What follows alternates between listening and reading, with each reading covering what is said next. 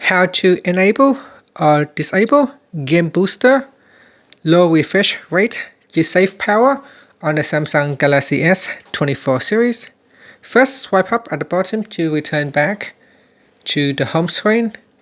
And from the home screen, swipe up to go into the app screen. And in here, open up Gaming Hub. After that, tap on the More button at the top. Then tap on Game Booster.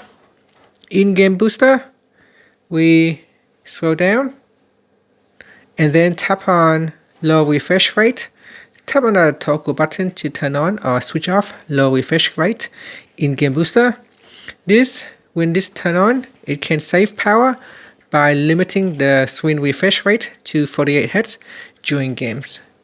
And that's it. Finally, you can swipe up to return back to the home screen.